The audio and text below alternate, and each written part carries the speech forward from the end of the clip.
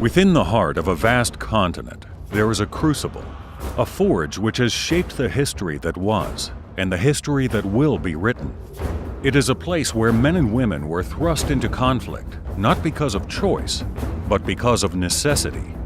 In the Dark Ages, strife was perpetual within this unforgiving crucible, called Central Asia. A sublime landscape of steppes, jagged mountains, and ashen horizons, its children have become legends, admired, emulated. They have ventured forth from their birthplace, preserving their language and culture, crafting a legacy of not one, but numerous empires. These brave and unruly children, the Turks, were not always west of the Caspian or east of the Yangtze. They were underdogs, a minority of blacksmiths, shepherds, and craftsmen, outnumbered and eclipsed by powerful neighbors. In the middle of the 6th century, scattered by their many enemies and vassalized by the Avars, Turks were assumed to be of no consequence, until two adventurous brothers made it their quest to unify the clans and liberate their people forever.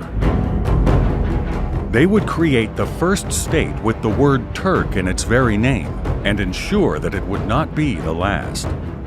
These internet exclusives will detail the story and production of the first Göktürk, the initial feature film of director Alper ÇAÐLAR'dan much-anticipated Göktürk trilogy.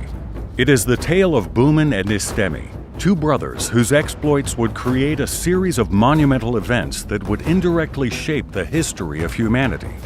1.5 millennia after their founding, Göktürks and their legacies remain in the hearts and minds of Turkic people and beyond.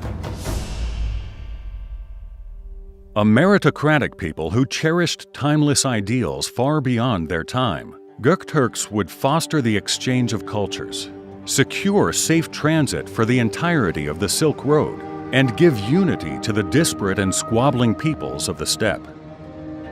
They would create an army nation responsible for staggering military achievements and innovations that would change how battles were fought for centuries to come. The Göktürk trilogy represents a passion project for the director and his crew. Within this first of a series of internet exclusives, we will reach out and inform our most precious allies, the fans. These videos will tell of the concept design process and pre-production voyage of the films. It will showcase the strategic and creative aims of the project itself, introduce the crucial aspects of the mythic storytelling that will be present in the trilogy from the first scene to the last. Welcome to the Göktürk Age.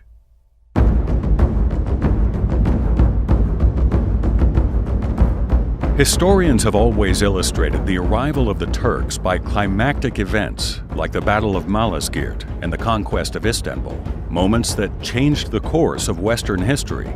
However, as they emphasized these medieval moments, Western historians created a fog of indifference on an even more significant history that reached back millennia. This culture did not begin in Anatolia or the Middle East. They were born 4,000 kilometers to the east, in the Altai Mountains. Their many clans journeyed outwards in Asia towards all directions. Today, you can find Turkic peoples from the coasts of the Pacific to the Balkans and beyond.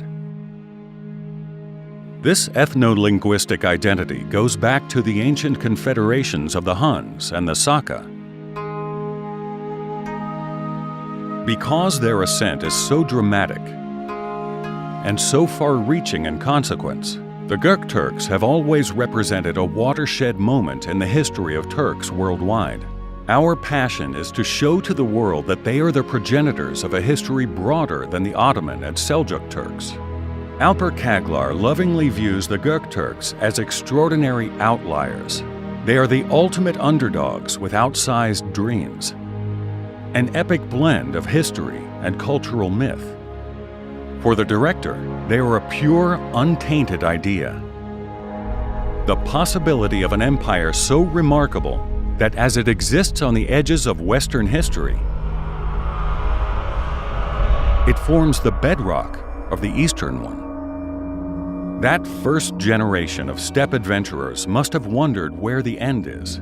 not the ending or taking of life, but how their story would be remembered.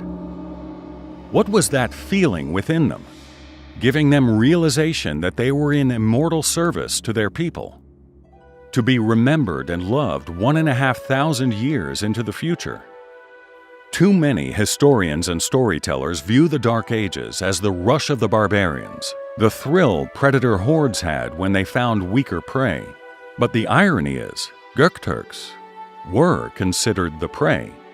They were the dark horses, the long shots, the slim chances. How did Böhmen, İşlemi, and their fellowship know that their hope was not a lost cause? Did they ever consider they would become legends? They must have, for theirs was an old idea made new, an idea made immortal. That idea is the foundation on which the story of the first Göktürk rests: liberty.